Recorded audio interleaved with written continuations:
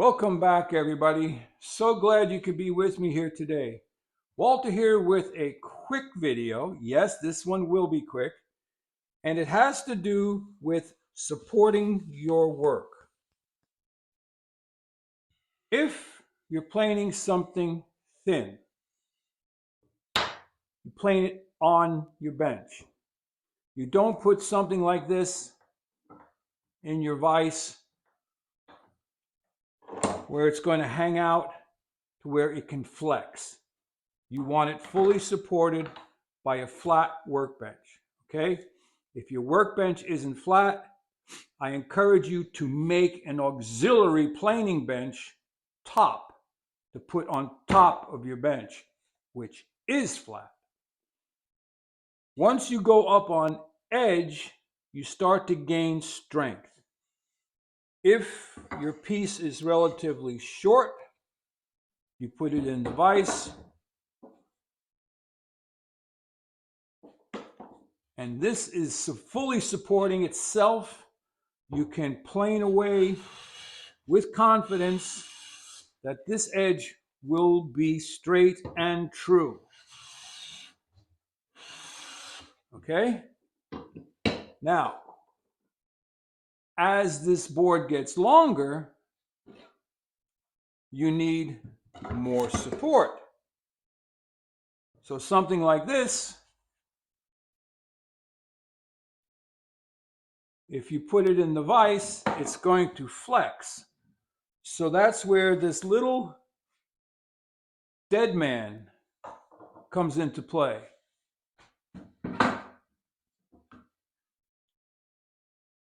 It holds the board in place on the end so that you can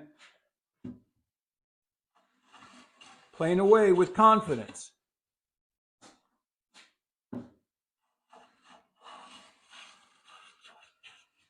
Now, if this board were much more narrow, I would plane it once again on the workbench. I would set up some sort of a vertical stop that would keep it vertical.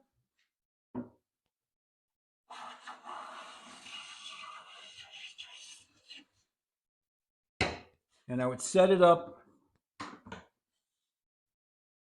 on the workbench. All right, I would create a block here that would hold it like this. I can't show it to you on. Basically, it would hold it like this